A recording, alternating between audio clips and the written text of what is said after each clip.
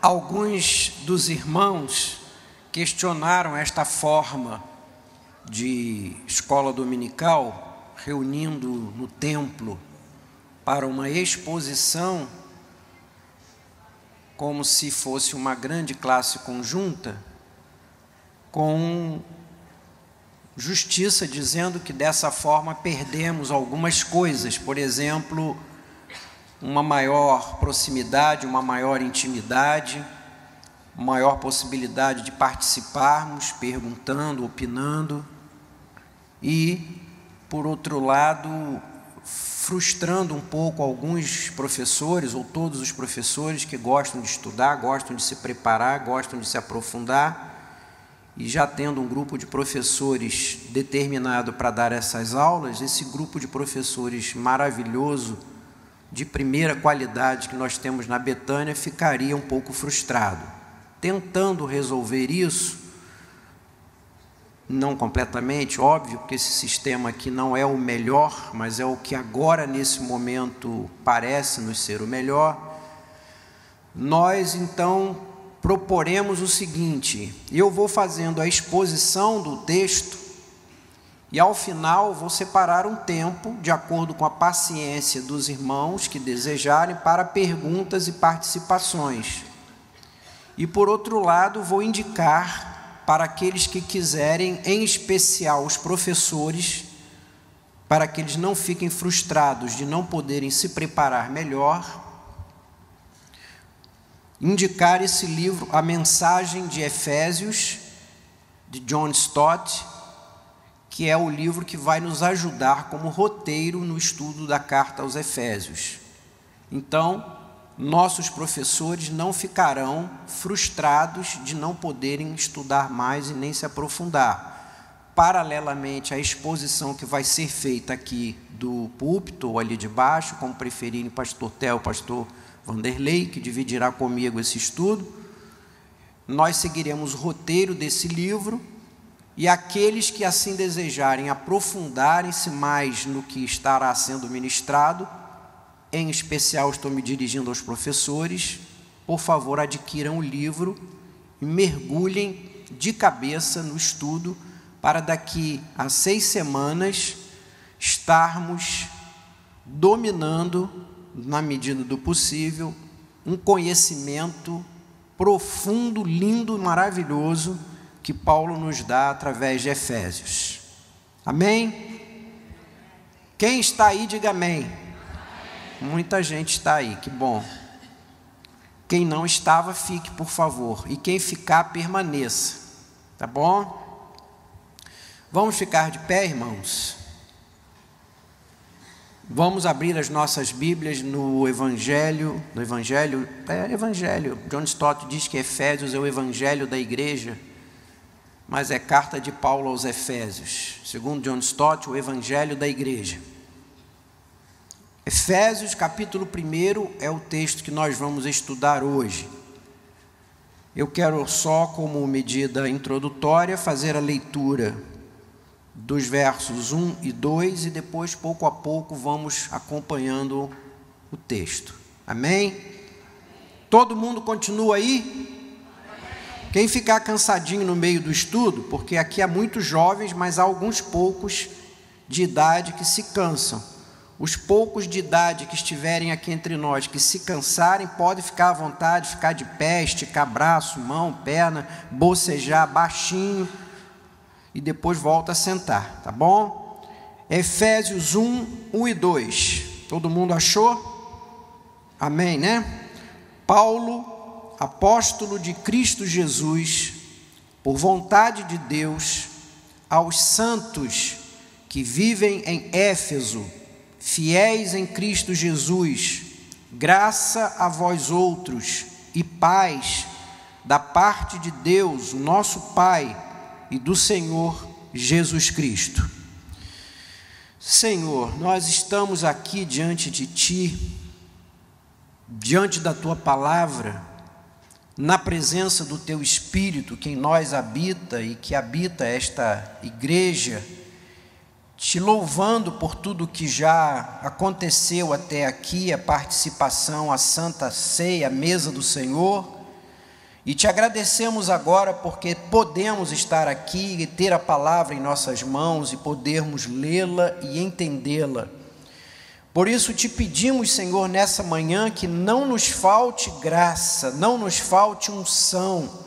A mim, de maneira muito particular e especial, unção, Senhor, é que eu te peço nessa manhã. Nós queremos que esse tempo seja um tempo que vá fazer diferença na vida dos irmãos e da igreja. Queremos que o estudo da palavra redunde em transformação, em edificação, em maturidade, em cura e libertação para o teu povo. Que esta igreja seja abençoada nesta manhã. Estende da mesma forma a bênção sobre aqueles que por qualquer motivo não puderam estar aqui, mas que tu os alcance da mesma maneira, através do vídeo sendo gravado e que estará disponível, Senhor, pela internet. Que aqueles que durante a semana, de outros dias, não aqui apenas, mas em vários lugares, tiverem acesso a essa exposição bíblica, da mesma maneira estejam sendo profundamente abençoados e transformados, porque este poder está na tua palavra, quando ministrada, quando operada, quando iluminada pelo teu Espírito. Que aqueles que estiverem entrando em contato com essa palavra recebam desta graça, em nome de Jesus. Amém. Vamos sentar, irmãos. É claro que nós desejamos que a Igreja Betânia cresça numericamente, aumente o número de membros, porque o ministério principal, fundamental de uma igreja é a evangelização, expansão do reino. Então dizer que uma igreja não está preocupada em crescer, não se preocupa com o maior número de membros, não é verdade, não pode ser verdade. Uma igreja tem que crescer. Mas a nossa maior preocupação como liderança da igreja é que esse crescimento seja saudável, seja um crescimento equilibrado, seja um crescimento maduro, onde as pessoas que aqui estiverem cresçam, não somente em quantidade, mas sobretudo em qualidade, um crescimento verdadeiro e saudável. Não queremos que se repita aqui entre nós, estamos orando para isso, para que não se repita aqui o fenômeno que temos com tristeza percebido no nosso país, vendo o número de evangélicos crescer, mas não vendo nenhum efeito, nenhuma transformação, nenhuma mudança com este fenômeno. Por que é que escolhemos a carta de Efésios para começar a estudar? Porque onde houver um crente vivendo numa comunidade, haverá necessidade que esse crente conheça o conteúdo dessa carta. Se esse crente for membro de alguma igreja, então há ainda uma maior necessidade de que ele conheça duplamente essa carta, porque por meio dessa carta, através dessa carta de Efésios, Deus está querendo nos ensinar a entender o que Ele deseja por meio da igreja, qual o objetivo que o Senhor tem por meio da igreja, que é, nesse mundo, crescer, desenvolver, implantar uma nova sociedade.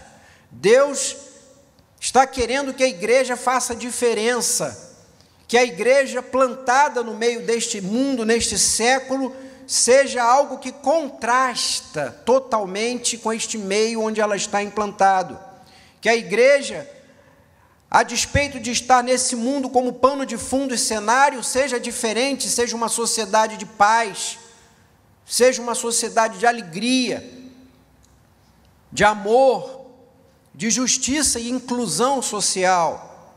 Que haja neste grupo, nesta sociedade, um relacionamento pacífico e gente que é marcada por uma verdadeira comunhão com Deus. Por isso escolhemos a carta de Paulo aos Efésios.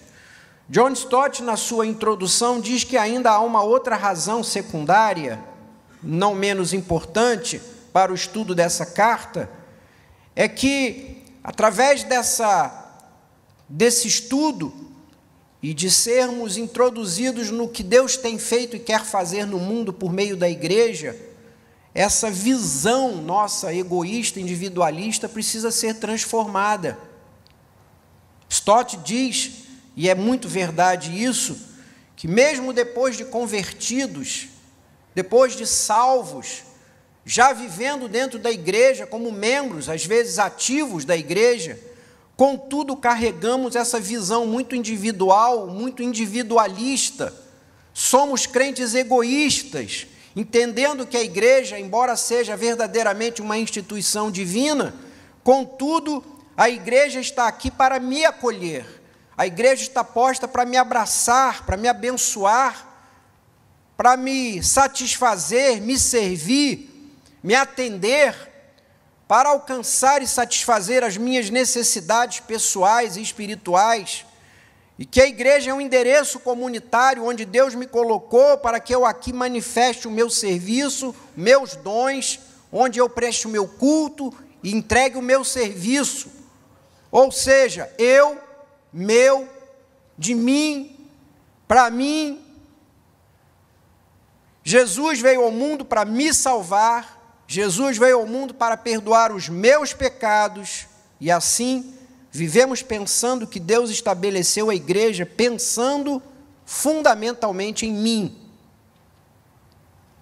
Quando pensamos dessa maneira individual, individualista e egoísta para a igreja, então o que aqui dentro dela não me satisfaz, o que aqui não se encaixa comigo, o que aqui não me agrada, não se adequa às minhas características, se essa igreja não tem as minhas inclinações e as minhas preferências, então eu falo, eu critico, eu condeno, eu mudo, vou para outra igreja, eu saio, vou procurar um outro espaço, um outro lugar, onde eu seja acolhido, abraçado, aceito, e ali novamente me implante nesta mesma visão pessoal, personalista, egoísta. Mas Tito, no capítulo 2, verso 14, fala uma coisa diferente. Coloque, por favor, o segundo slide, Rafael, por favor.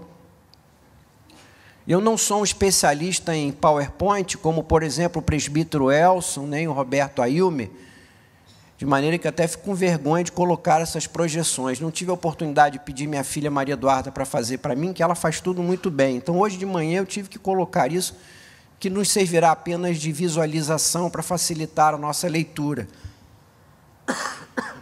Tito 2,14 nos apresenta uma ideia completamente diferente dessa. Cristo me vê a mim, me vendo num povo, diz a palavra, o qual a si mesmo se deu por nós, a fim de remir-nos de toda a iniquidade e purificar para si mesmo um povo exclusivamente seu, zeloso de boas obras. Cristo realmente me vê a mim, me olhando e me vendo dentro de um povo. E essa é uma das ênfases centrais de Efésios. Deus está trabalhando em pessoas, investindo em pessoas, operando, relacionando-se com pessoas, mas Deus sempre tem em mente um povo, a igreja. Embora Deus se relacione de maneira individual, o que está na mente de Deus é o povo, é o corpo, é a igreja. Ele capacita individualmente, ele age individualmente, ele doa dons por meio do Espírito individualmente, ele me salvou pessoalmente, mas ele fez isso tudo me estabelecendo dentro de um corpo, a igreja. E é nesse corpo, na igreja, que Deus está pensando. Por isso, John Stott diz que Efésios é o evangelho da igreja. Precisamos sair dessa nossa egolatria evangélica, de ir para a igreja pensando em mim, ou principalmente, fundamentalmente em mim. Precisamos começar a viver uma vida que pensa mais no corpo, na igreja, no todo. A mensagem de Paulo insistente é de que nós não somos o corpo, somos membros de um corpo, pertencemos a um único corpo, todos nós, e isso aparece em suas cartas, aqui em Efésios, por exemplo, que está aberto aí, veja o capítulo 2, verso 22, no qual também vós juntamente estáis sendo edificados, no corpo, né? No qual estáis sendo edificados para a habitação de Deus no Espírito. Capítulo 4, verso 7. A graça foi concedida a cada um de nós, segundo a proporção do dom de Cristo. Verso 12. Com vistas ao aperfeiçoamento dos santos, para o desempenho do seu serviço, mas para a edificação do corpo. Versos 15 e 16. Seguindo a verdade em amor, cresçamos em tudo naquele que é cabeça, Cristo, de quem todo o corpo, bem ajustado e consolidado pelo auxílio de toda a junta, segundo a justa cooperação de cada parte, efetua o seu próprio aumento para a edificação de si mesmo em amor. Então, irmãos, precisamos definitivamente acabar com essa visão individualista, personalista, egoísta de crente, que vem para a igreja e vê a igreja como algo de satisfação pessoal. Deus opera e trabalha por meio do corpo. Os propósitos de Deus para a humanidade, que começaram com Adão, depois Adão, como representante de todos nós, caiu, e a humanidade que estava em Adão morreu, foi condenada. Deus veio através de Abraão e chama, e começa um novo povo. Deus está chamando, escolhendo pessoas para formar um povo seu, escolhido, separado, como diz a Bíblia, um povo para ser exclusivamente seu. E todo o Antigo Testamento mostra esse chamado, essa escolha, essa palavra que muitas vezes nos dá alergia, medo, nos assusta, quando começamos a falar que Deus escolhe, Deus escolheu, mas aceitamos com muita tranquilidade o Antigo Testamento, que nada mais é que uma escolha. Quando o Senhor, lá em Deuteronômio, diz que olhando para todos os homens, todos os povos, escolheu Abraão, e de Abraão fez um povo escolhido, e esse povo escolhido de Abraão, povo de Israel, vai sendo o germe daquilo que em Cristo se transforma no novo povo, na sua nova humanidade, no novo grupo, na nova comunidade do Senhor. E é esse povo remido, resgatado, que forma uma nova sociedade, que é implantada no mundo, que vive nesse mundo, mas a igreja, esse novo grupo, essa nova comunidade, essa nova sociedade, está implantada nesse mundo, preste atenção nisso, vivendo nesse triste cenário, catástrofe, mundo decaído, para ser diferente, para viver uma vida que é eterna, para experimentar uma alegria que é verdadeira, para viver em paz com Deus e com os outros, para ter justiça no verdadeiro sentido, uma justiça própria e uma justiça que se faz nos seus relacionamentos, trazendo justiça social. É alguém, como comunidade, que tem paz com Deus, paz entre si, entre os outros. É alguém que combate sem trégua o mal em todas as suas formas. É um grupo, uma comunidade, uma sociedade que rejeita a injustiça, a impiedade, o desamor. Tem que ser um grupo, uma comunidade, uma sociedade que revele amor, união, paz, reconciliação, em contraste com tanta segregação, desunião e guerra que há à nossa volta. A igreja precisa então revelar ao mundo este padrão de vida desejado por Deus, de ser uma nova humanidade, que ainda vivendo nesse tempo, nesse mundo, entanto é contraste e antítese, e traz uma proposta que é convidativa, que é convincente, e esse é o papel da igreja. É para isso que Deus tem trabalhado e colocado a igreja no mundo, para ser uma nova sociedade. Tudo bem até aí, irmãos? Quem está aí, diga amém. Amém. Muito bem. Efésios, então, 1 e 2, que nós lemos a princípio, esses 2 primeiros versos, nos falam do autor, dos destinatários e da mensagem. O autor está dito aí é Paulo.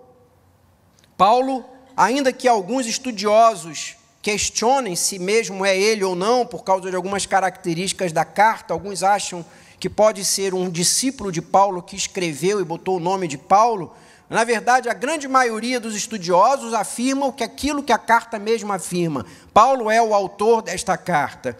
Paulo está preso, ele mesmo diz isso no 3:1, 4:1, 6:20. Se você quiser olhar aí rapidamente, 3:1, 4:1 e 6:20, ele diz que ele está escrevendo essa carta enquanto ele está preso. E essa prisão é aquela que está descrita em Atos 28. Ele está preso em Roma, está vivendo no ano 60 da nossa era. No ano 60, em Roma, ele está escrevendo essa carta. E como é que ele se apresenta? Veja aí no verso 1, ele diz: eu sou Paulo, apóstolo de Cristo Jesus, pela vontade de Deus, aos santos que vivem em Éfeso, fiéis em Cristo Jesus. Eu sou apóstolo de Cristo. Irmãos, apóstolo é uma palavra que secamente, puramente, literalmente traduzida, significa alguém que é enviado com uma missão. Então, Paulo está dizendo: eu sou um enviado com uma missão, eu sou um emissário, eu sou um representante autorizado. E ele diz: eu sou um representante de Cristo. Notem que Lucas, no capítulo 6, verso 13, nos fala que houve um momento, logo no início da caminhada de Jesus, em que Jesus reuniu todos os seus discípulos, aquele grupo enorme de discípulos, escolheu 12, e a esses 12 ele chamou apóstolo. Então, os 12 apóstolos eram seus discípulos, portanto, os 12 eram apóstolos e discípulos, mas muitos discípulos não foram apóstolos. Mas Paulo não estava nesse grupo. Paulo não andou com Jesus. Paulo não caminhou com Jesus, mas ele diz que ele é um apóstolo. Como é que a gente entende isso? Atos, no capítulo 9, nos conta que quando ele ia levando carta de perseguição e morte para a igreja, no meio do caminho, ele encontrou-se com Jesus. E Jesus diz: Paulo, Paulo, Saulo, Saulo, por que me persegues? Ele cai no chão, perde a visão por um tempo, é levado até a cidade, e lá o Senhor vai a Ananias, isso aparece no versículo 15 e 16 de Atos 9, e aí aparece a vocação apostólica. Quando Paulo diz a Ananias: vai agora, ora por este moço, Paulo, porque eu o estou chamando e enviando para ele apresentar e pregar o meu nome aos gentios, a reis e ao povo de Israel. Então, o apostolado de Paulo aparece em Atos, no capítulo 9. E é isso que ele diz na primeira carta aos Coríntios, no capítulo 15, ele diz: eu sou o menor dos apóstolos. Sou tão pequeno que não posso nem ser chamado de apóstolo. Foi como um nascido fora do tempo, mas sou apóstolo de Jesus. E ele diz: olha, eu sou apóstolo que fui enviado por Deus. Eu não quis, eu não busquei, ao contrário, eu estava indo contra, mas Deus é quem me alcançou. Eu não me ofereci, eu fui alcançado, e então Deus é que me envia para fazer a sua vontade como este apóstolo. E então, irmãos, entendemos por que ele tinha tanta força, tanta autoridade, tanta segurança, tanta certeza do que fazia diante de tanta perseguição, apedrejamento, prisão, caçoada. Diz ele: passei fome, jejum, frio, naufrágio, mas em nenhum momento ele foge da missão. Por quê? Porque ele foi apostolado por Jesus, e ele tinha certeza de que ele estava ali fazendo a vontade de Deus. Ora, quem recebeu a missão de Jesus pela vontade de Deus, enfrenta tudo. Qualquer dificuldade ele enfrenta e enfrentou. Enfrentou todas as autoridades em vários níveis, nos conta o livro de Atos dos Apóstolos, e até cara a cara se defrontou com outro apóstolo, que era Pedro. Quem é que tinha coragem de defrontar com Pedro e discutir e discordar de Pedro? Só Paulo, porque ele tinha absoluta certeza de que ele era um apóstolo de Jesus enviado por Deus. Estava convencido disso. A carta ele envia, diz aí, àqueles que vivem em Éfeso. Quem lê a carta, como nós vamos ler durante todas essas 6 semanas, e você está convidado para continuar lendo ao longo das 6 semanas, quanto mais você puder ler, mais vai entendê-la. Na carta você percebe que essa carta não tem muito característica de carta, ela é quase uma oração, é quase uma pregação. Nessa carta, Paulo vai falando, não especificamente de um tema ou de um assunto, como se dirigindo especificamente à igreja dos Efésios. É uma carta que foi circular, é uma carta que andou por todas as igrejas da Ásia Menor, não foi só para os crentes de Éfeso. Por isso, como foi uma carta enviada a várias igrejas, também esse é um outro motivo dessa carta nos servir também a nós. Paulo diz, olha, eu estou escrevendo para os leitores santos e fiéis. E aí você vai dizer, bom, então me desculpa, anjo, dá licença, eu vou levantar que não é para mim. Não faço parte dessa minoria super especial da igreja. Aqui tem muita gente boa, muita gente santa, eu estou no caminho, estou buscando, mas como não sou santo, tenho dúvidas se sou tão fiel assim, então essa carta não é para mim. Acontece que essa terminologia usada aqui por Paulo, dirigindo a carta aos santos que vivem em Éfeso, está falando de uns dos santos que são, na verdade, todo o povo de Deus.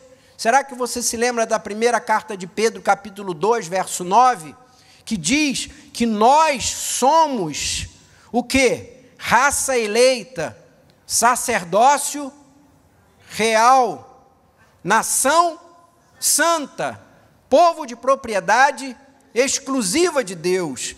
Nós somos a nação santa, nós somos os santos de Deus. Santos no sentido de quem está buscando uma perfeição ética, mas santos também no sentido de gente que foi separada. Então, a carta é para gente que foi separada para Deus e por Deus, buscando andar em perfeição ética. Então, é para nós. Essa carta é para nós. Mas diz também que é para os fiéis, santos e fiéis. E essa palavra aqui no grego, fiéis, palavra pistos, ela tem 2 significados embutidos nela.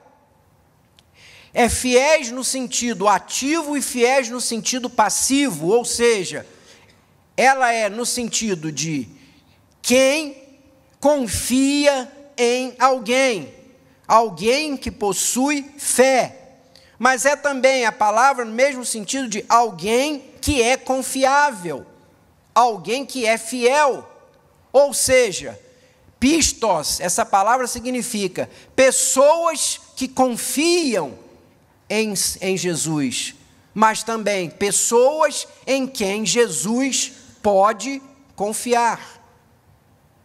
Portanto, essa palavra de Efésios é para esse tipo de gente. Agora, há uma coisa linda aqui, não sei se isso chamou a atenção de vocês. A palavra aqui introdutória diz, santos e fiéis que vivem em Éfeso e em Cristo Jesus. Vivem em Éfeso e em Cristo Jesus. Olha que coisa interessante. Há então aqui 2 mundos, 2 universos. Os santos de Deus vivem, movem-se em 2 mundos. Quando são alcançados pela graça, quando nascem de novo, diz a palavra, Paulo nos diz isso aos Romanos e depois novamente em Efésios, que quando nós estamos em Cristo, morremos com Cristo, ressuscitamos com Cristo e vamos habitar com Cristo aonde? Nas regiões celestiais. Hoje, quando o Pai está olhando para Jesus, está vendo Marília. Quando está olhando para Jesus, está vendo Dona Lenzinha. Está bonita e cheirosa hoje também, né, Dona Lenzinha? Quando o Senhor olha para Jesus, está vendo o pastor João. Todos nós hoje estamos agora, nesse momento, assentados em Cristo nas regiões celestiais. Ponto. Mas Marília está sentada numa cadeira na igreja Betânia em Niterói, Dona Lenzinha também, o pastor João. Portanto, nós estamos em Cristo no céu e estamos em Niterói ao mesmo tempo. A palavra de Paulo, então, diz que os crentes, a igreja, o povo de Deus, precisa lembrar a todo momento, entender todo momento, quer queira ou não, esteja percebido disso ou não, está em todo o tempo vivendo em dois mundos. E nunca pode se esquecer disso, porque se ele só andar nas regiões celestiais, ele deixa de fazer diferença no mundo. Se ele só estiver no trono, no céu, em Cristo, ele não está servindo para nada, aqui agora. Ao mesmo lado, ao mesmo tempo, se você está aqui agora, sabe conscientemente disso, vivendo e se relacionando, comprando e vendendo, sonhando e planejando, priorizando o que está aqui agora, mesmo como crente, vai ser um crente carnal e limitado. Então, os santos e fiéis têm que estar em Cristo e em Niterói. Amém? Tudo bem até aí, irmãos? Vocês estão quietinhos assim, mas estão participando, né? Aí ele entra na mensagem da carta, aí ele diz, olha, graça e paz. Graça e paz. E isso não é apenas uma saudação costumeira em Paulo, é aqui também o resumo da mensagem dessa carta. Próximo slide, por favor. A graça fala da origem das nossas bênçãos, da iniciativa de Deus em nossa direção. Graça é de onde vem o mover de Deus, é como se dá o mover de Deus, é Deus vindo na nossa direção, reconhecendo que estávamos mortos em delitos e pecados, distantes de Deus, inimigos de Deus, sem méritos próprios, e de graça, Ele nos doa o seu Filho, esse Filho encarna, vai à cruz, morre inocente, ressuscita, ganha um nome que está acima de todo nome, torna-se exaltado sobre todo o universo, sobre toda a igreja, e nos leva com Ele. E tudo isso é graça. Vejam capítulo 2, versos 5 e 6, por favor. 2, 5 e 6.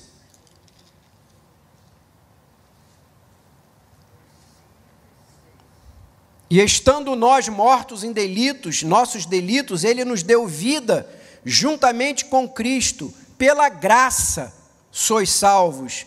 Juntamente com Ele nos ressuscitou, nos fez assentar em lugares celestiais, em Cristo Jesus. Capítulo 4, verso 7.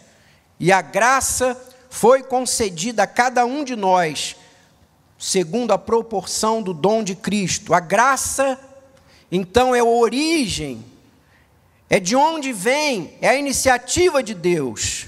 E a paz, ele saúda a igreja com graça e paz, é a consequência, é o resultado. Para quem recebeu graça, para quem foi perdoado, para quem foi reconciliado, para quem está agora vivendo e entrando na presença de Deus, para quem era inimigo e agora é abraçado, para quem estava distante e agora é filho, vem sobre ele paz. Nós nos tornamos membros da família de Deus, nos tornamos corpo de Cristo e nos tornamos templo do Espírito Santo. Portanto, isso gera em nós paz. Capítulo 6, verso 15.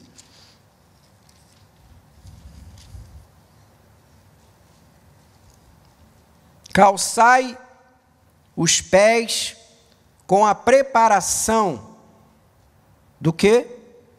Do Evangelho da paz. Capítulo 2, do 14 ao 17, essa mesma ideia está sendo desenvolvida. Ele é a nossa paz. De ambos, gentios e judeus, fez um só. Derrubou a parede de separação que havia no meio, a inimizade de judeus para com gentios. Na sua carne ele aboliu isso. Leis de mandamentos, forma de ordenanças. Dos dois, criou em si mesmo um novo homem, fazendo paz. Graça e paz é a saudação de Paulo, graça e paz. Desde o início da história da igreja, desde essa carta, Paulo está querendo deixar muito claro, preste atenção nisso que eu vou dizer, que o caminho para a paz entre Deus e os homens não está na prática da religiosidade judaica, não está no desfrutar, no usufruir de um sistema bom e bem organizado pelo Império Romano, não está na filosofia e sabedoria grega. Paz está na nova vida, na nova relação com Deus, nessa nova ética e por meio de uma nova comunidade. Amém? Amém? Amém? Amém? Todo mundo está aí? Ih, não está. Está todo mundo aí? Amém. Portanto, Efésios tem 6 capítulos. Você já viu que tem 6 capítulos? Dá uma folheada aí. Tem 6 capítulos. Dentro desses 6 capítulos, nós podemos dividir Efésios em 2, no meio certinho. Do capítulo 1 até o capítulo 3, a graça. Do capítulo 1 ao capítulo 3, a graça. Encontramos a doutrina que nos ensina o que Deus fez por nós. Do capítulo 1 ao capítulo 3 é graça, o que Deus fez por nós. Do capítulo 4 ao capítulo 6, encontramos paz, o que nós devemos fazer por causa disso. Paz, o que devemos fazer por causa disso. Vamos então passar ao segundo trecho de Efésios, capítulo 1, 3 a 14. Vamos fazer a leitura desse texto de pé? Depois a gente senta novamente, a gente está continuando. Bendito o Deus e Pai do nosso Senhor Jesus Cristo, que nos tem abençoado com toda sorte de bênção espiritual nas regiões celestiais em Cristo, assim como nos escolheu nele antes da fundação do mundo, nos escolheu para sermos santos e irrepreensíveis perante ele, e em amor nos predestinou para ele, para sermos adotados filhos por meio de Jesus Cristo, segundo o critério que ele usou do beneplácito da sua vontade, para o louvor da sua glória, da glória da sua graça, que ele nos concedeu gratuitamente no amado, no qual temos a redenção pelo seu sangue, a remissão dos pecados, segundo a riqueza da sua graça, que Deus derramou abundantemente sobre nós em toda sabedoria e prudência, desvendando-nos o mistério da sua vontade, segundo o seu beneplácito que propusera em Cristo, de fazer convergir nele, na dispensação da plenitude dos tempos, todas as coisas, tanto as do céu como as da terra. Nele, digo, no qual também fomos feitos herança, fomos predestinados segundo o propósito daquele que faz todas as coisas conforme o conselho da sua vontade, a fim de sermos para o louvor da sua glória.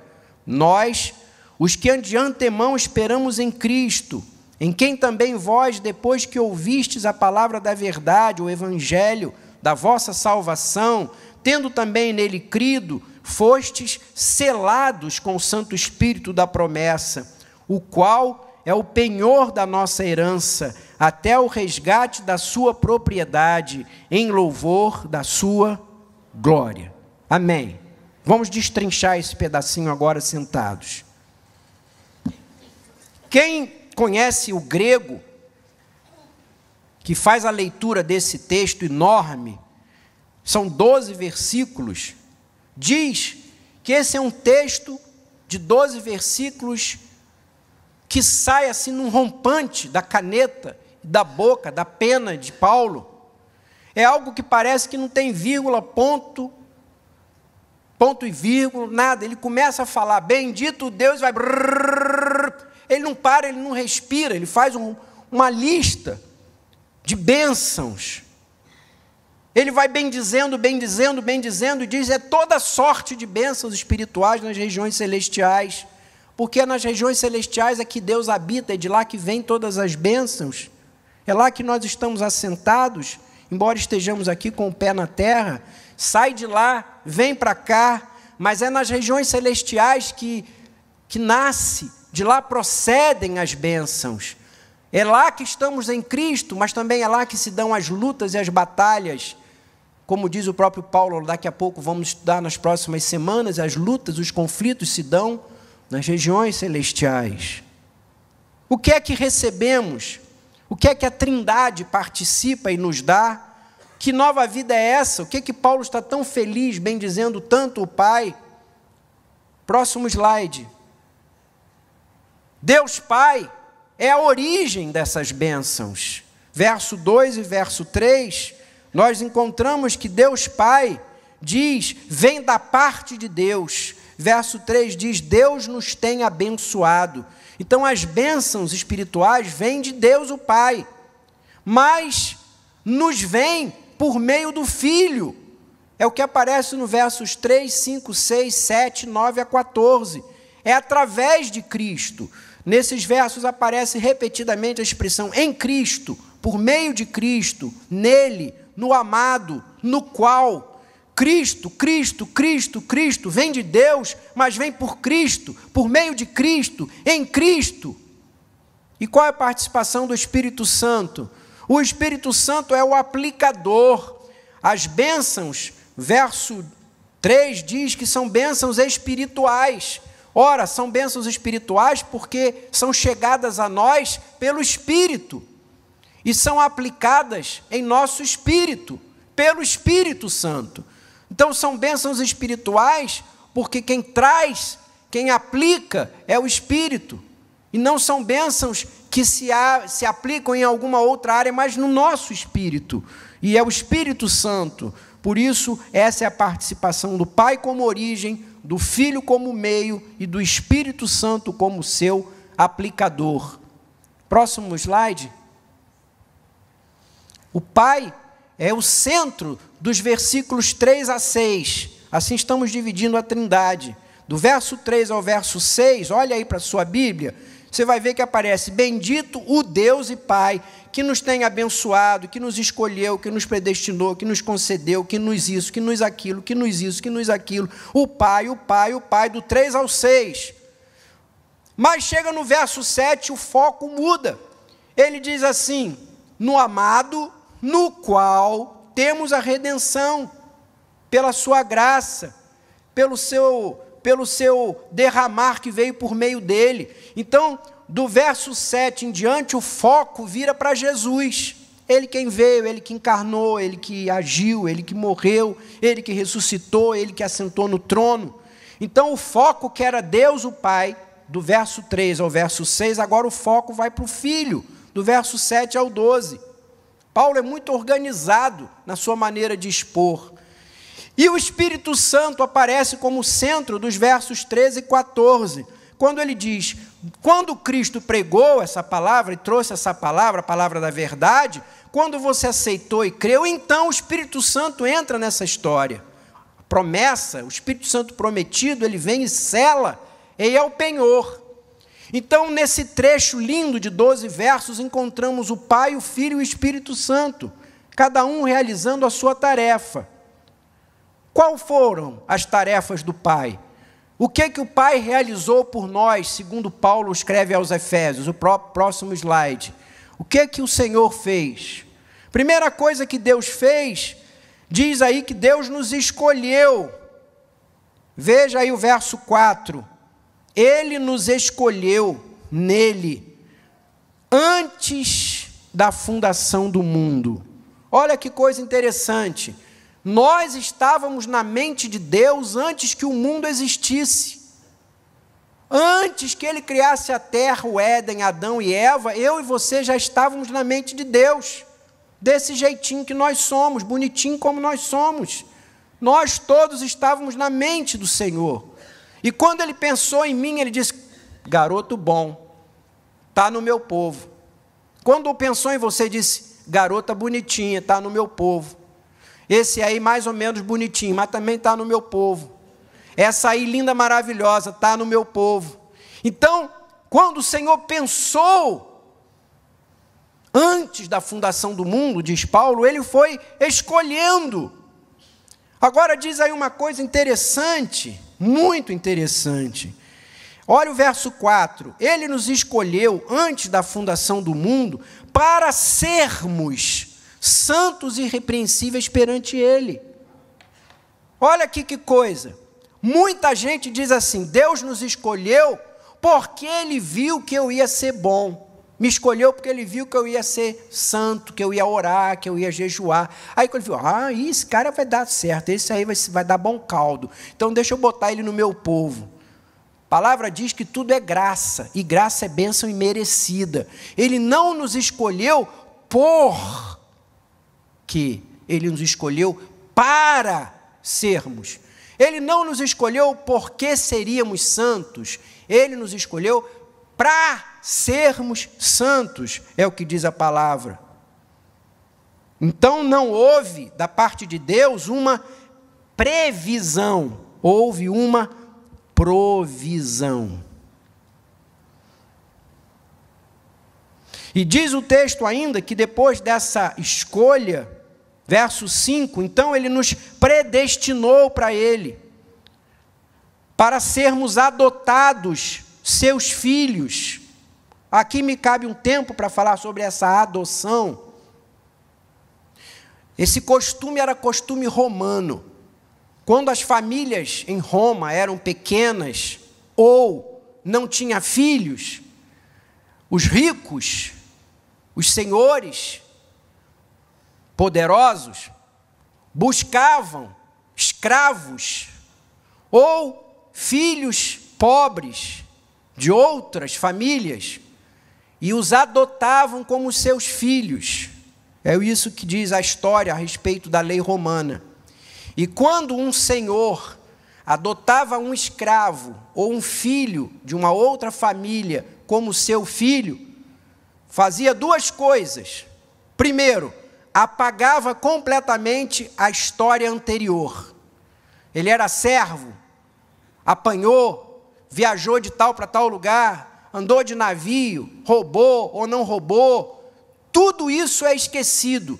Naquele momento da cerimônia de adoção, ele ganha uma nova identidade, um novo nome, passa a ser filho do Senhor fulano de tal. E a sua história anterior é totalmente esquecida. Ele não é mais o escravo que foi comprado, ele agora é o filho do Senhor fulano de tal.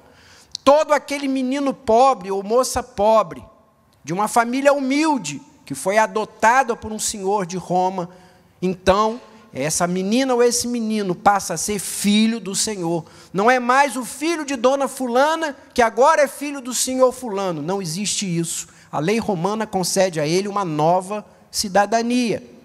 E a segunda coisa, a segunda bênção que está incluída nessa ideia de adoção, é que ao fazer isso, ao entrar na família, se já há irmãos, ele é perfeita, completa e totalmente entendido, visto com os direitos de irmão de sangue. Torna-se um irmão de verdade, com todos os direitos, com todos os deveres e com todos os privilégios. Ele torna-se de verdade filho daquele Senhor. Então, essa é a ideia que Paulo está usando aqui para quem conhecia o Império Romano. Em Cristo, nós fomos predestinados para esta adoção.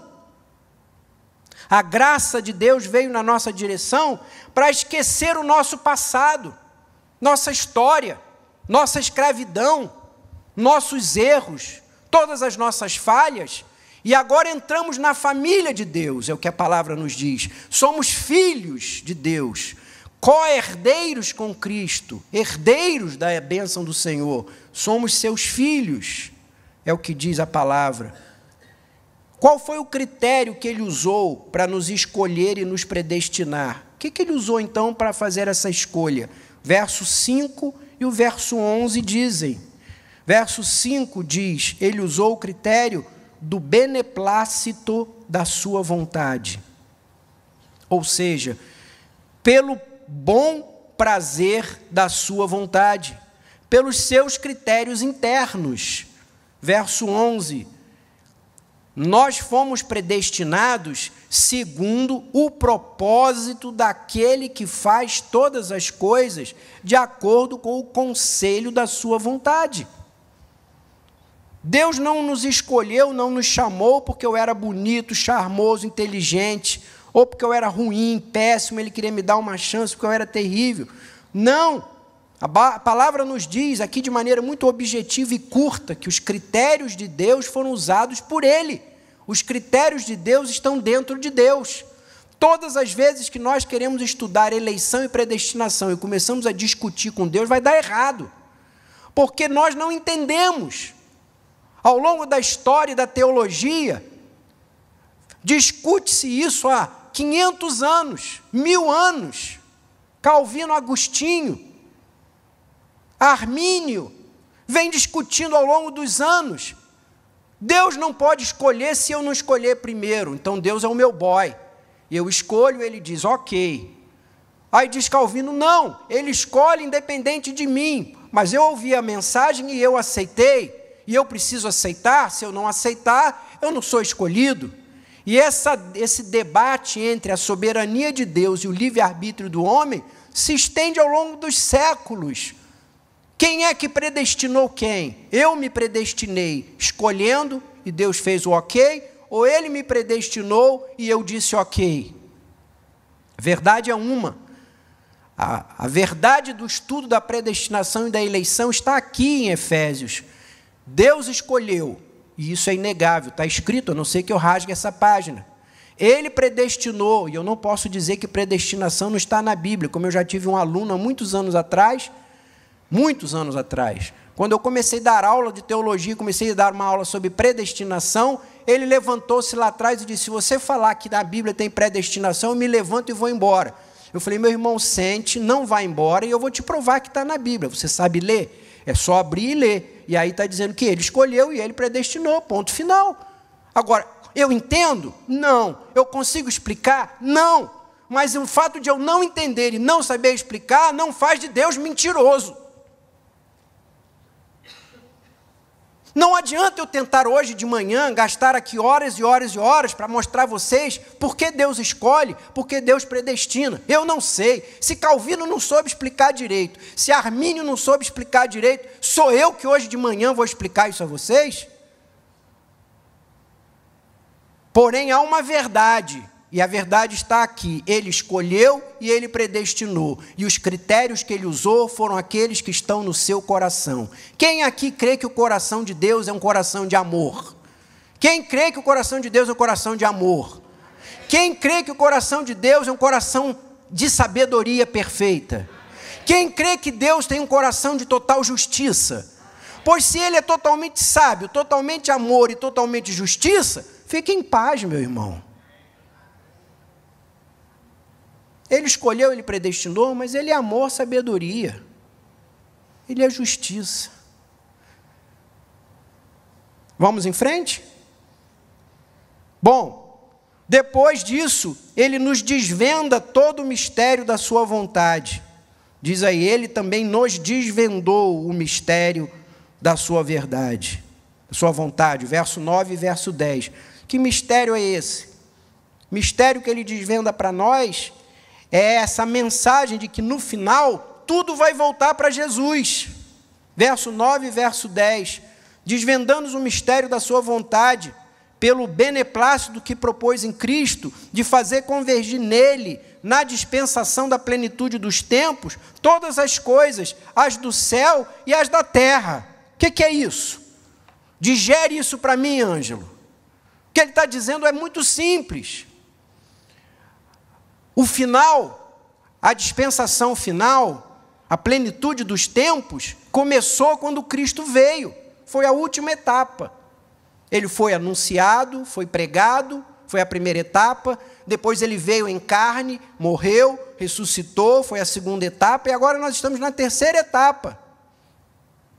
Depois dessa vinda de Cristo e da sua ressurreição, entramos na plenitude dos tempos. E qual é o mistério que está envolvido nisso que agora Deus nos desvendou? O mistério é o seguinte: tudo começou em Cristo e tudo vai acabar em Cristo. Ele diz: eu sou o Alfa e sou o Ômega. Eu sou o princípio e eu sou o fim. Quando você abre Gênesis capítulo 1, o que diz lá? Disse Deus: haja luz. Disse Deus: separe-se a água da terra. Disse Deus: façamos o homem. Deus fez tudo através do seu dizer. E o que é que João diz no Evangelho? Ele é o Verbo, a palavra, o Logos de Deus. O dizer de Deus que criou todas as coisas, o disse, foi Jesus que é o Verbo. Jesus é quem criou todas as coisas. E é isso que Paulo diz aos Colossenses: tudo foi feito por Ele, por meio dEle, para Ele, nada do que foi feito sem Ele se fez. Então, Jesus está lá no início, Gênesis 1, fazendo todas as coisas. Tudo foi feito por Jesus, Ele é o início de tudo, por isso Ele é o Alfa. Agora o mistério é desvendado. Depois que Ele veio, encarnou, morreu e ressuscitou, assentou no céu, num alto e sublime trono, e nos levou como seu povo com Ele, agora Ele está esperando o final da pregação desse Evangelho, para Ele voltar e novamente reinar sobre todas as coisas. Todas as coisas, tudo estará debaixo de Jesus. É isso que Paulo está dizendo. O mistério que estava oculto é esse. Ele deu o começo e Ele está no fim. Tudo vai convergir para Cristo. Tudo bem até aí, gente? Quem está aí diz amém. Olha, beleza. Então, o Pai nos deu todas essas bênçãos. E Jesus? Paulo diz que Ele é o executor. É Ele quem veio, é Ele quem encarna, é Ele quem morre, é Ele quem ressuscita, é Ele quem senta no trono. Tudo isso está na mente de Paulo. Como? Se você for curioso igual a mim, quando chegar em casa hoje, durante a semana, e for ler de novo esses 12 versículos, sabe o que você vai notar? Que em 12 versículos aparece 15 vezes a palavra Jesus, Cristo ou amado. São 12 versículos encharcados de Jesus. Há uma sobrecarga de Jesus nesses 12 versículos. Só as expressões em Cristo e nele aparecem 11 vezes em 12 versos.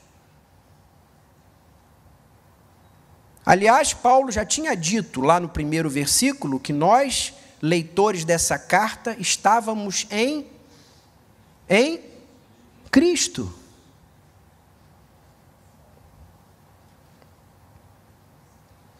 Prestem atenção numa coisa que parece ser simples, mas é profunda. Preste atenção. Sacode o soninho, coça o olhinho e preste atenção numa coisa. Quando nós, humanos, humanidade, estávamos em Adão, essa é a teologia de Paulo. Abra um parênteses para dizer uma coisa. Tem muita gente que diz assim: isso é muito profundo. Não deve estudar uma coisa dessa de manhã na igreja. Você tem que reunir os sábios da igreja, as pessoas já mais antigas, mais experientes, que isso é um negócio assim meio pesado. Irmãos, vocês sabem para quem é que foi dirigidas as cartas de Efésios e Romanos? Para novos convertidos. Você sabe para quem que Paulo está dizendo isso tudo? E a carta de Romanos, que é uma bomba atômica, que fala de predestinação brabissimamente, recém-convertido. Fecha parênteses, não era isso que eu ia falar, não. Vamos voltar aqui um pouquinho atrás. Adão é o cabeça da humanidade, ou seja, dele e de sua esposa, Eva, nasceram todos os homens. Eu, você, estávamos num trilionésimo, bilionésimo, quinquilionésimo, nononésimo de fração em Adão. De maneira que quando Adão cai espiritualmente, isso gera declínio espiritual, declínio físico, que aí ele começa a adoecer, envelhecer, daí vem o reumatismo, dor de cabeça, enxaqueca, cólica, né? Envelhecimento, ruga. Botox tenta dar jeito, mas nem sempre dá, né, doutora? Nós estávamos todos em Adão. Então, a humanidade morta, condenada, está em Adão. Quando Cristo veio e viveu tudo que Adão, teoricamente, teria vivido, passou pelas mesmas tentações e provas, ele veio dar início, dar uma nova chance a uma nova humanidade. Ou seja, todo homem que vai a Cristo e aceita a morte, o pagamento da dívida feita através de Cristo, nasce de novo em Cristo, que dá origem a uma nova humanidade.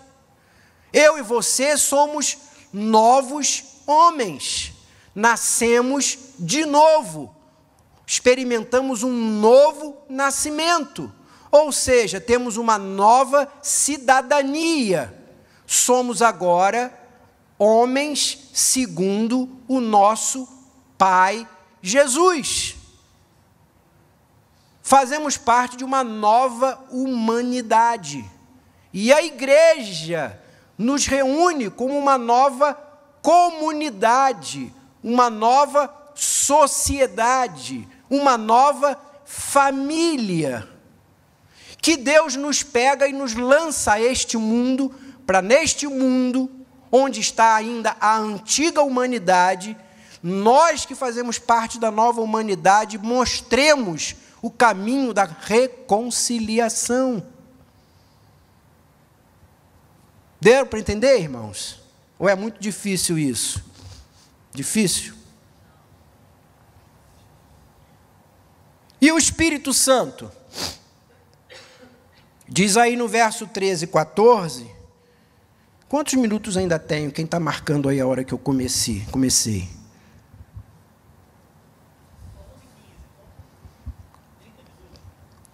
Uma hora? Ok. Estou brincando, irmãos, o franguinho vai ficar quentinho.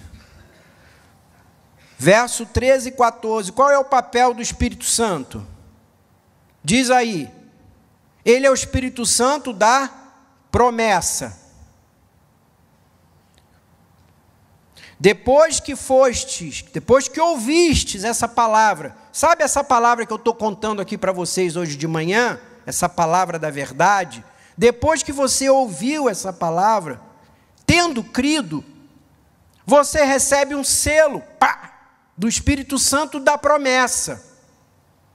Então o Espírito Santo, ele vem como uma promessa, trazer um selo, e o verso 14, ele é o penhor da nossa herança, até o resgate da propriedade.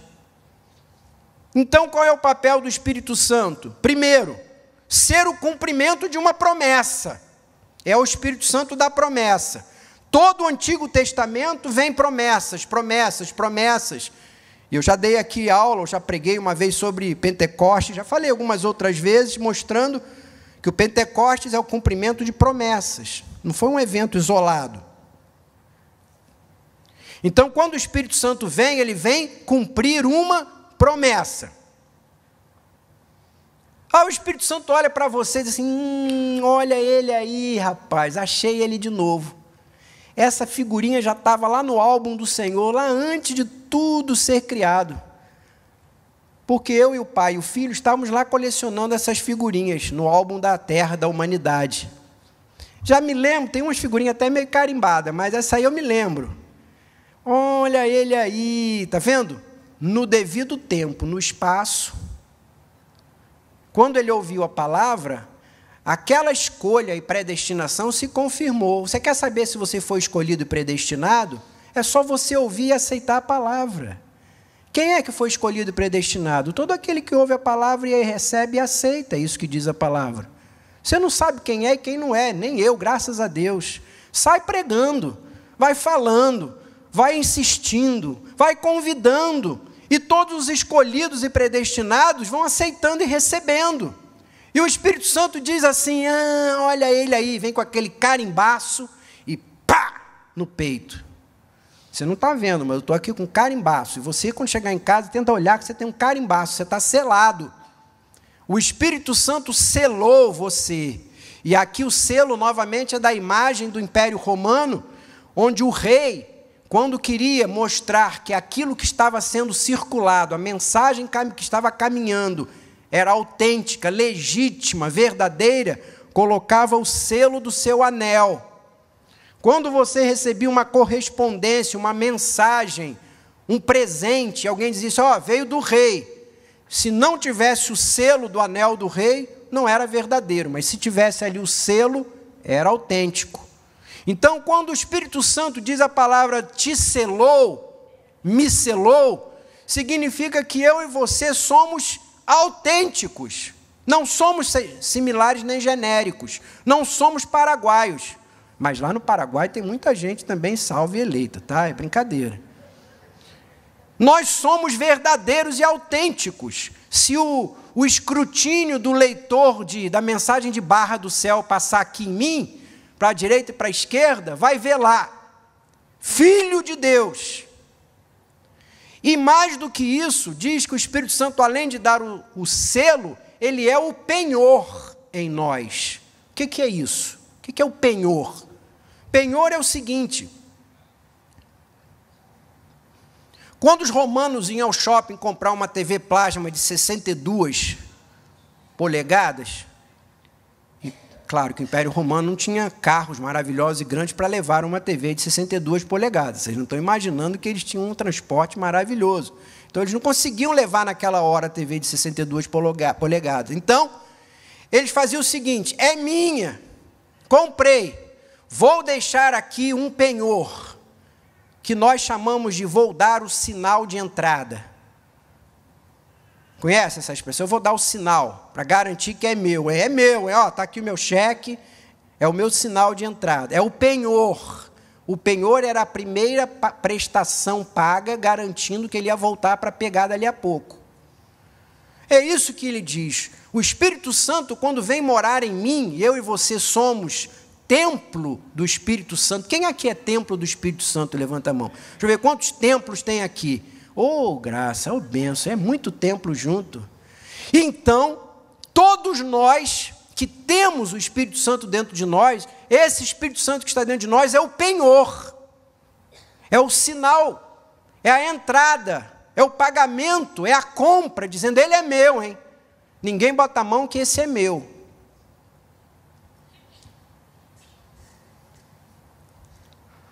Vamos para a parte final. Efésios 1, de 15 a 23. Vou ver se consigo falar isso em 15 minutos para a gente terminar. Efésios 1, de 15 a 23. Vamos ficar de pé para ler a última parte? Estica aí a perninha, estica o joelhinho, você está rangendo aí. Você estica ele aí. Quiser levantar a mão, sacudir, fique à vontade.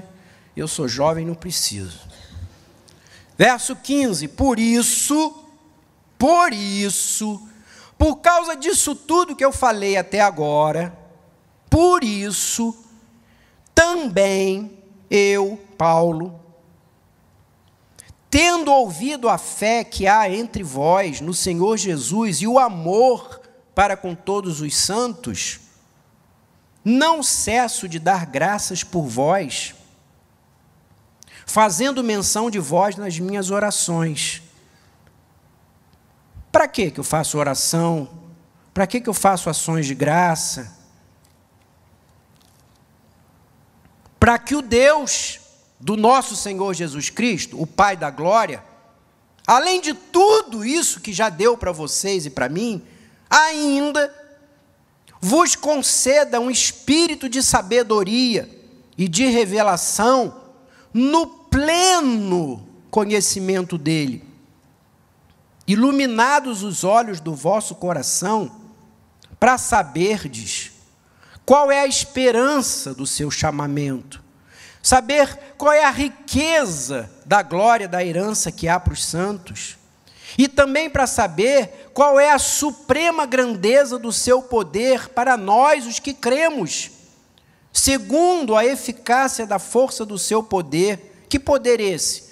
Aquele que ele exerceu em Cristo, ressuscitando dentre os mortos, aquele que ele usou para fazer Jesus sentar à direita dos lugares celestiais, acima de todo principado, potestade, poder, domínio, todo nome que se possa referir no presente, no século, no vindouro. Aquele que pôs todas as coisas debaixo dos seus pés, e também para ser ele o cabeça sobre todas as coisas. Ele deu esse Jesus à igreja. Jesus foi dado à igreja para a igreja ser o seu corpo.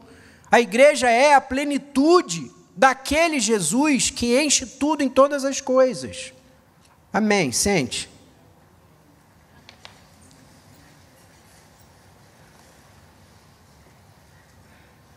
Depois de louvar, nesse primeiro trecho que vai do verso 3 até o verso 14, nessa explosão de louvor pelas bênçãos da nova vida, agora Paulo ora, onde ele agradece e pede, igualzinho a gente.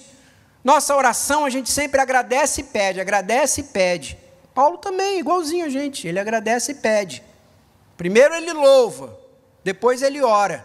E esse é o segredo de uma vida cristã saudável, equilibrada. É alguém que louva, alguém que ora, que agradece e que pede. Essa é a receita de uma vida cristã saudável. Ele ora para quê? Primeiro louva pelo que recebeu, mas agora ele ora para que essa igreja dos santos e fiéis, que recebeu tudo isso do Pai, do Filho e do Espírito Santo, chegue à plenitude de conhecimento, ao pleno conhecimento. Se você for ler Colossenses 1:9, Filipenses 1:9, Colossenses 1:9 e Filipenses 1:9, vai ver que esse anseio de Paulo, esse desejo de Paulo, esse pedido de Paulo, para que a gente chegue ao pleno conhecimento, é uma coisa mais ou menos repetitiva. Paulo diz que ele foi motivado a orar, porque chegou ao seu conhecimento, chegou aos seus ouvidos, o testemunho deles, que eles eram alguém que tinham fé em Jesus e tinham amor para com os irmãos. Isso era notável, notado e notável. Aquela igreja dos Efésios era uma igreja que tinha fé e tinha amor. Não é uma igreja esquizofrênica.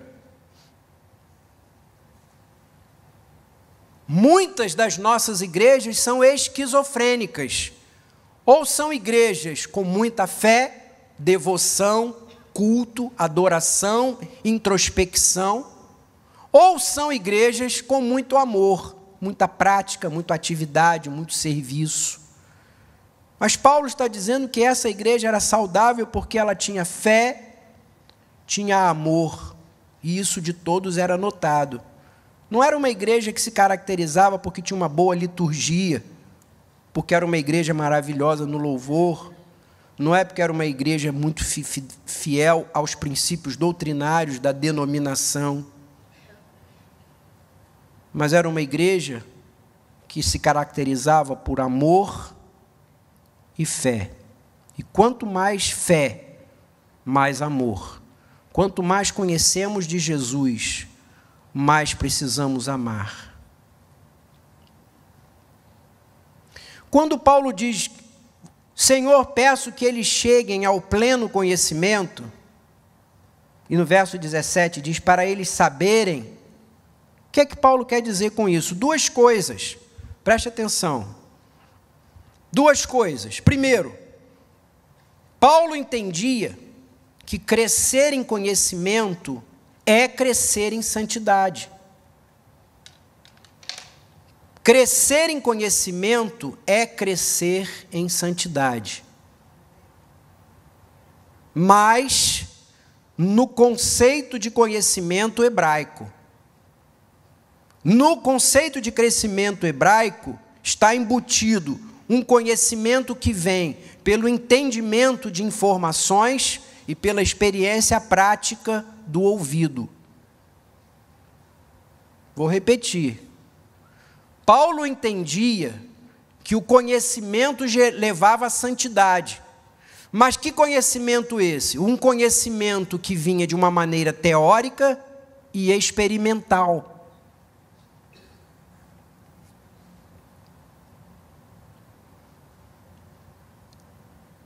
Ele ora dizendo que o conhecimento de Deus é algo que requer iluminação do Espírito Santo. Olha o que ele diz aí. Que Deus vos conceda o espírito de sabedoria, de revelação, iluminado os olhos do vosso coração. O que ele quer dizer com isso? É que conhecer a Deus não é apenas abrir um livro de teologia e começar a ler. Não é esse o caminho de alguém que quer conhecer a Deus. Conhecer a Deus é algo que não está preso às minhas especulações, às minhas ideias, aos meus projetos e testes. O conhecimento de Deus verdadeiro só vem pela revelação que Ele faz dele mesmo. Eu só conheço de Deus o que Ele me revelar. Deuteronômio 29, 29, vocês lembram? O que é que diz Deuteronômio 29, 29? Alguém lembra do que diz Deuteronômio 29, 29? Oi? Os mistérios que não foram revelados? Como é que é? Tudo que foi revelado nos pertence. E o que não revelado pertence a Ele. Portanto, nós só temos acesso ao que Deus revelou. Não vou adivinhar nada. Não vou descobrir nada que Ele não revelou. Não vou especular, não vou alcançar nada. Mas tudo que Ele revelou, revelou para mim. Portanto, tudo de Deus que eu posso conhecer é apenas e tão somente o que Ele revelou. Então, Paulo está dizendo, eu quero que eles cheguem ao pleno conhecimento da revelação. Mas essa revelação precisa de iluminação do Espírito. Então ele diz, Espírito Santo, eu te peço, ilumina esse povo, para que ao encontrar-se com o Senhor, entrar em contato com a palavra da verdade, eles cheguem ao pleno conhecimento da verdade. Não adianta pregar a palavra se não houver unção do Espírito Santo. Não adianta ler a Bíblia se você não pedir que essa leitura seja feita debaixo da graça e da iluminação do Espírito Santo. Jesus diz em João, capítulo 16, que esse Espírito é o Espírito da verdade. E Ele nos levará a conhecer e nos lembrar de tudo aquilo que Ele nos tem ensinado.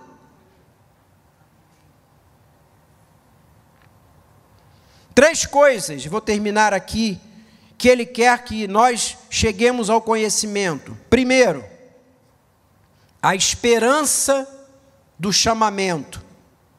Segundo, a riqueza da glória da herança.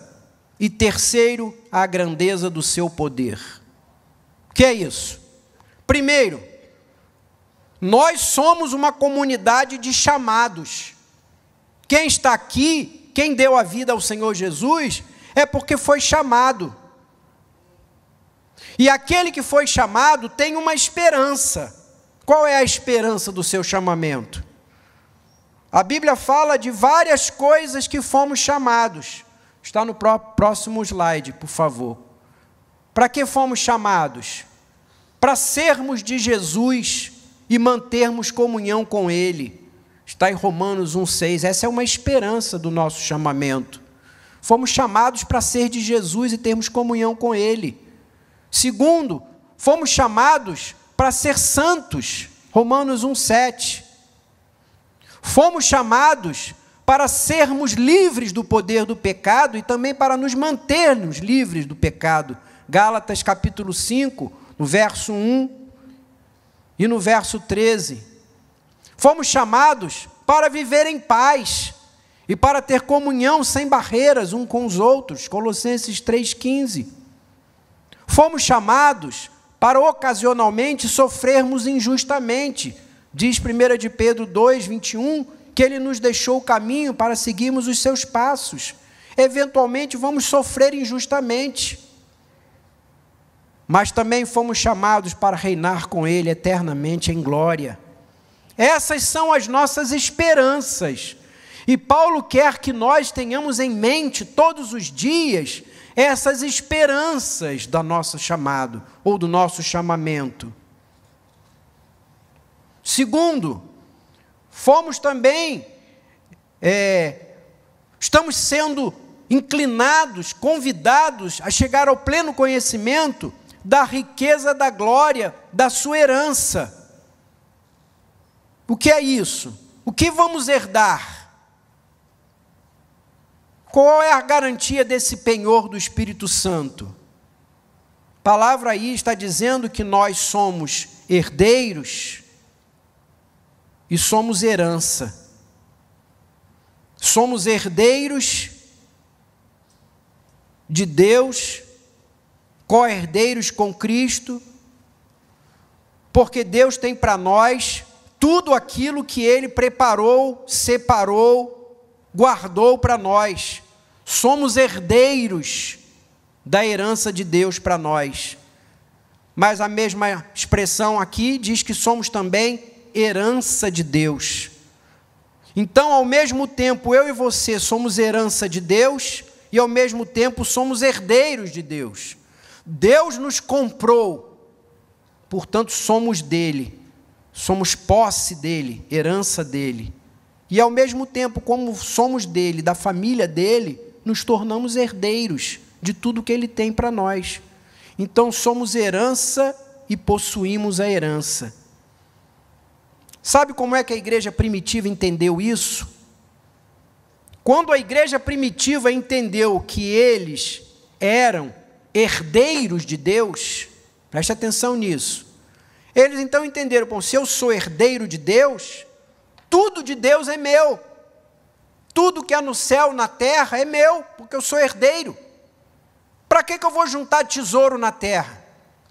Para que eu vou trabalhar todos os dias e final de semana até as 11 horas da noite? Para que eu vou fazer 787 pós-graduações e 32 MBAs? Para que eu vou ficar fora de casa o dia inteiro, não ver meu marido, não ver minha mulher, não ver meus filhos, tentando garantir uma renda maior, morrer de infarto e deixar tudo aí? Porque se eu sou herdeiro de Deus, tudo é meu. É tudo meu, eu sou dono de tudo. Significa que o que importa agora é dar, contribuir, distribuir. Eu não tenho que ficar acumulando tesouro, porque a minha herança é a herança do Senhor. Por outro lado, quando ele entendeu que ele também era a herança do Senhor, bom, se eu sou de Deus, a minha casa é de Deus, meu emprego é de Deus, meu salário é de Deus, minha família é de Deus, eu sou de Deus. Então por que eu estou me apegando às coisas que eu tenho? Vou abrir mais a minha mão, vou abrir mais o meu bolso, vou dividir, repartir, contribuir. E é isso que você abre o livro de Atos e vê eles dividindo, ninguém considerava exclusivamente seu, nada, porque eles eram herança e herdeiros.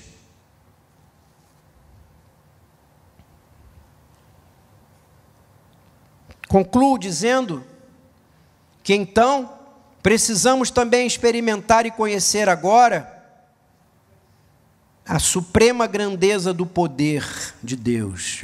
Isso aí é legal. Depois que você conhece tudo que Deus, para tudo quanto Deus te chamou. Depois que você conhece que você tem herança e é herdeiro.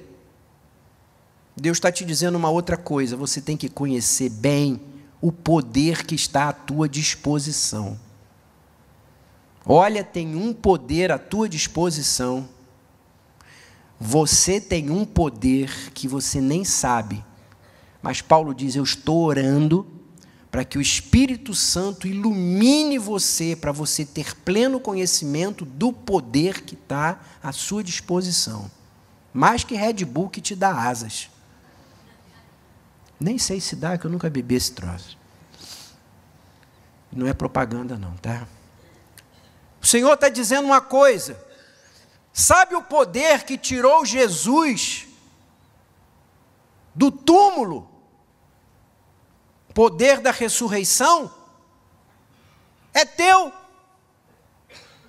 Sabe o poder que levou ele em ascensão para sentar à direita do Pai nos lugares celestiais? É teu.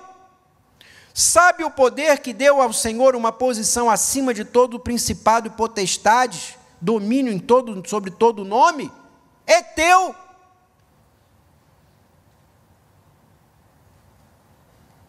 Todo o poder que há na terra, nos céus, entre os anjos e demônios, sobre todos eles está o poder de Deus, que é teu.